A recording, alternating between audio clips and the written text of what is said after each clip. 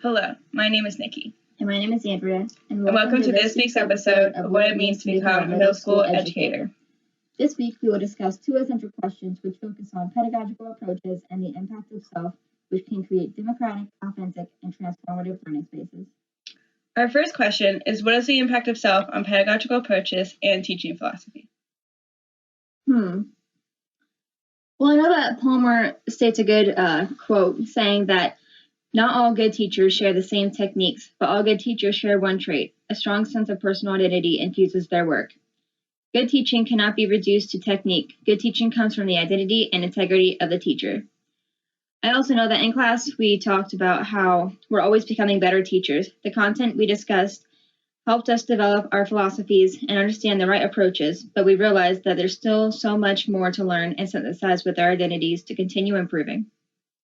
I think this goes along with what Palmer stated about how the subjects we teach are as large and complex as life, so our knowledge of them is always flawed and partial. The flawed self impacts pedagogy to have limits, which should be reflected upon and improved. Yeah, and going along with that, Kumashiro also discusses that the identity of the anti-oppressive teacher is paradoxical, which means that an anti-oppressive teacher is always trying to change what it means to be a teacher. I think these 2 points support the idea that we're always becoming, and this impacts our pedagogical approaches as well as giving us a need to reflect on what we've learned and evaluate whether we are being responsive to the needs of our students. Yeah, and going off of that, Palmer also stated that teaching is a daily exercise in vulnerability. We have to be honest with ourselves and our students to let passion break through and weaknesses be improved. And I think that this also speaks to how we teach who we are, but we don't stop there. We must work to go beyond the techniques and consider how to reflect personality through practice. We talked a lot about this in this class when discussing how to teach with heart and to incorporate self in constructive ways. Also, Blaine explains that being vulnerable shows a person that they are worthy of their trust. Trust is important for creating a philosophy that is purposeful, intentional, and empowering towards students' individual selves. This can be done by having an open heart, which allows a teacher to be trustworthy and to help build trust among their students. In relation to this trust among students, teachers must also build understanding of who their students are and be confident in their subject areas to exercise flexibility to meet their students' needs. Palmer states that my ability to connect with my students and to connect them with the subject depends less on the methods I use than on the degree to which I know and trust my selfhood, and am willing to make it available and vulnerable in the service of learning. Yeah, I completely agree with that. But I not only think that there's an impact of our own selves on pedagogical approaches and teaching philosophy, but also an impact of our student selves. I know that Palmer touches on this aspect when he states that teachers are able to weave a complex web of connections between themselves, their subjects, and their students so that students can learn to weave a world for themselves. Yeah, you're right. Pedagogy should not only reflect my own identity, but also my students' identities. Raffaelli suggests that teachers should allow students to have a say and to feel like they have helped create the learning environment. I feel a sense of belonging in this classroom space because we have the opportunity to create a class contract and to voice our concerns for the semester's academic expectations and our own individual achievement goals. I remember that. And then I also remember that we were given the choice of removing the critical reflections so that we could focus more insight on field notes and thoroughly digest the meaning behind the text. I feel like this also built a classroom community that aligned with what Pollock stated, that teachers should let students know from day one that they want them there and are eager to get to know them. Yeah, and this also helps with the student's impact of self because it informs the educator of their interests and helps determine culturally responsive pedagogical approaches. To conclude these statements, Kessler also says, when students participate in a curriculum that invites them to share what matters most to them, learning comes alive, with connections that bring meaning, higher order thinking skills, and motivation.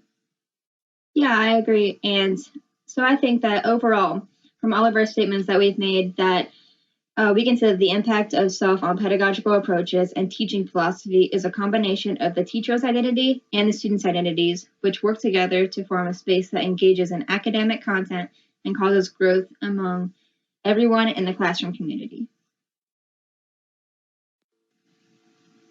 So for our second question, we have, how can various pedagogical approaches open dialogic space to create democratic, authentic, and transformative learning spaces? I think I remember Adhikar saying something about this. They said that to teach with a moral lens, especially one centered in compassion and reinforced by an awareness of suffering, may require taking stands that challenge the dominant quantitative paradigm based on high-stakes testing and accountability. Also, I think I remember Anyan discussed different social classes of schooling and stated that schools in different social classes provide different types of learning skills needed to succeed in society. It is important to align pedagogical approaches with identity, but also to challenge the status quo so students grow and develop. As we learned in class, it may not be easy to exercise discomfort, but this is necessary to have transformative instead of transactional experiences, which promotes growth rather than just a transfer of knowledge. Yeah, I remember also in class, we were all asked to share a transformative experience. I remember in all those experiences involved a form of discomfort, which we had to overcome and adapt as individuals towards greater development. This relates to what Kimishira says, that to invite students to work towards change, educators need to teach students to address their own subconscious desires for learning only certain things and resistances to learning other things. Yeah, I remember that. And also, Kumashira also discusses how this may involve discomfort and states that if students are not experiencing crisis, they likely are not learning things that challenge the knowledge they have already learned that supports the status quo, which means that they likely are not learning to recognize and challenge the oppression that plays out in their daily lives. Also, Darker states that understanding the inevitable presence of suffering may help teachers navigate uncharted and uncomfortable waters. It may encourage educational practices and pedagogies that affirm human possibility rather than our limitations. This helps to create a dialogic space where discomfort is beneficial in addressing the suffering that our students may deal with every day, which may stem from the school environment or from their own backgrounds.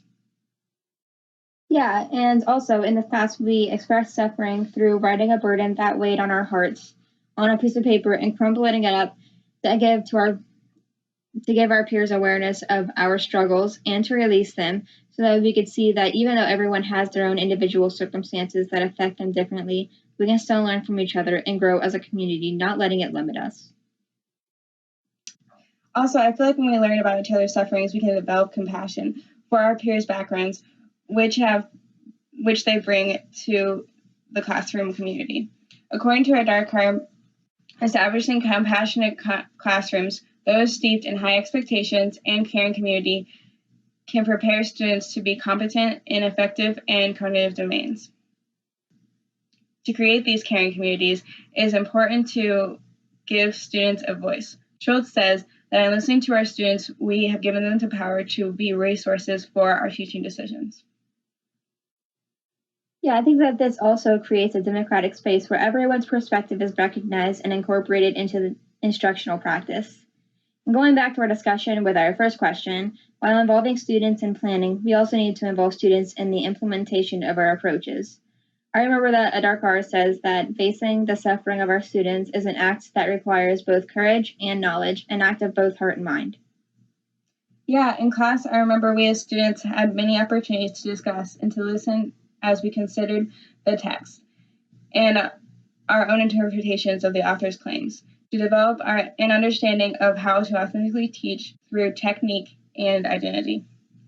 Yeah, I agree with that. And also, in facing this suffering, we're reminded that as humans we make mistakes, which refers to another quote where Adhikar states, as we acknowledge and pay appropriate respect to the suffering of our students, we bring them into a space where all of us are human, and that is a step toward a sense of an authentically compassionate classroom community. I also think it's important to remember from class that teachers should listen with caution, humility, and reciprocity, giving their students opportunities to contribute to the whole group's learning outcomes. I agree with that. And I remember that in class we exercised different forms of listening, like the think, pair, listen, and the serial testimony, which asked us to focus on understanding what was being said rather than formulating a response. Yeah, some other instructional strategies are given in the article by Barron and Darlene Hammond, who found that a growing body of research suggests that students learn more deeply and perform better on complex tasks if they have the opportunity to engage in more authentic learning. Some of these strategies that were used in this class include fishbowl, Socratic seminar, problem-based learning with specific scenarios, and inquiry-based learning, which helped us as students and as teachers, as future teachers, discuss and reflect as we developed our own individual practices. Yeah, I think that aligns with what was stated by Torres, that these discussions must be communal and the relationships reciprocal, because in the classroom we are challenged to consider each other's perspectives and to ground our understanding within the text. So overall, to answer this second question, various pedagogical approaches can open dialogic space to create democratic, authentic, and transformative learning spaces through cohesion of specific strategies and consideration of self in relation to the subject content. Engaging in deep listening and discomfort is important for opening these spaces and eliminating situations of suffering, which limit opportunities for transformative learning. Thank you for watching. Please join us next week to learn about anti-oppressive instructional strategies through our discussion of more essential questions, including how can anti-oppressive pedagogy support the development of democratic classroom spaces?